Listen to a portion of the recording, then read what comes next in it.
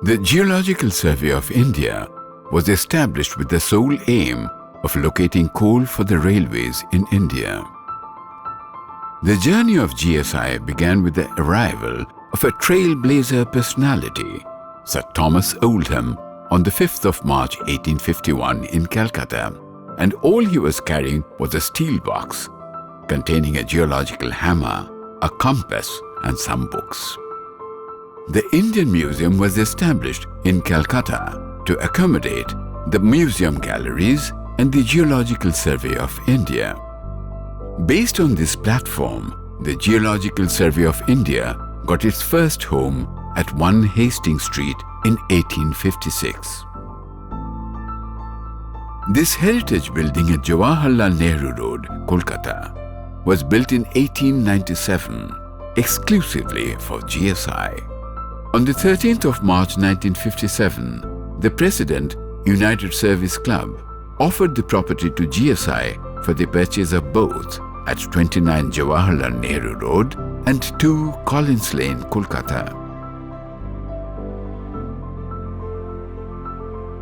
Since then, the huge colonial architecture at 29 Jawaharlal Nehru Road, with its regal entry, high ceilings, magnificent halls, an auditorium, wooden staircases, Italian marble floorings, has become a landmark in the Indian Geological Institution.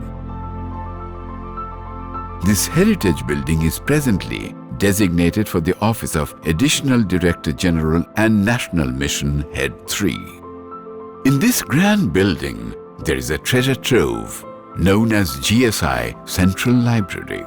It was first established in 1856 at 1 Hastings Street by Sir Thomas Oldham. The library remained there till 1875. Later, it was shifted to Indian Museum building at 27 Chowrangi Road. Mr.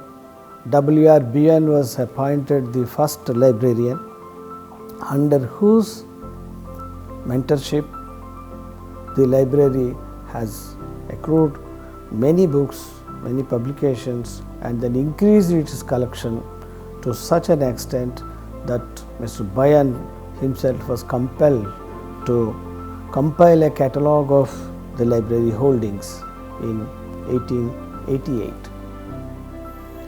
So, keeping the progress and importance of the central library, which is catering to information seekers, especially geoscientific information, Geological Survey of India has taken many measures to make it more relevant and more digital. This magnificent library has a collection of over 3.5 lakh books and journals covering different specialized streams.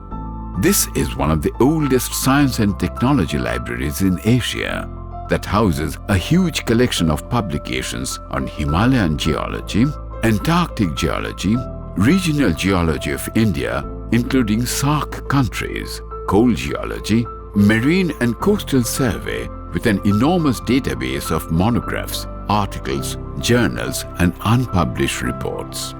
The main objective of the Central Library is to acquire, preserve, and disseminate all available published, unpublished, and digital geosciences information to its users in any form and from any sources. This Central Library has an antique collection of archival documents, photographs, portraits, etc., which are consulted for modern-day research. Historical researchers and many dignitaries from all over the world often visit the library to consult GSI archival collections.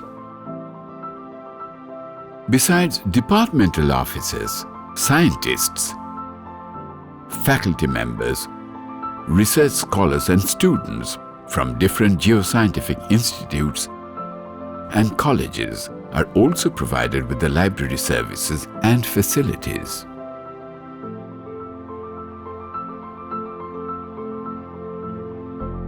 With the passage of time, GSI has also started publishing its own works from the in-house printing press.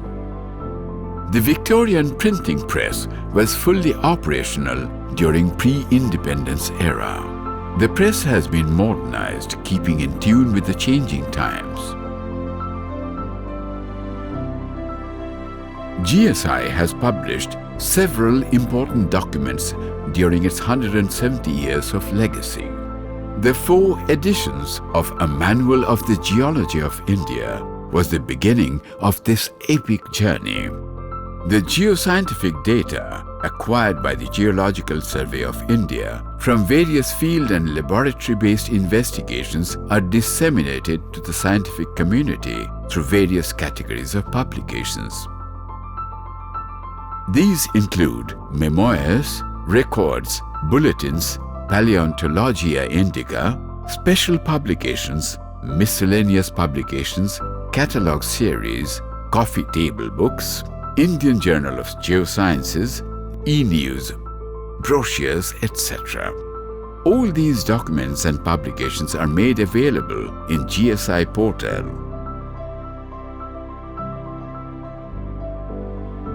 The core objective of the Central Library was not only to collect and increase its number of holdings, but also to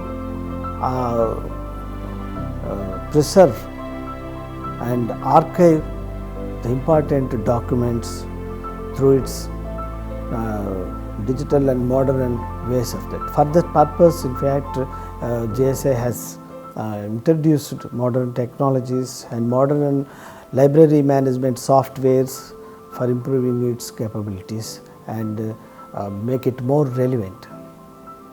So, with the able leadership of the persons who held the library and the dedication of the officers, which needs to be complemented here, they have wonderfully done exceedingly well to make the library into a digital formation of library. The responsibility of GSI does not end with only acquiring of data from all spheres of geoscience. It's much more than that. Compiling all the data, publishing them, and then disseminating them for all. That is the prime objective of this 170-year-old esteemed organization.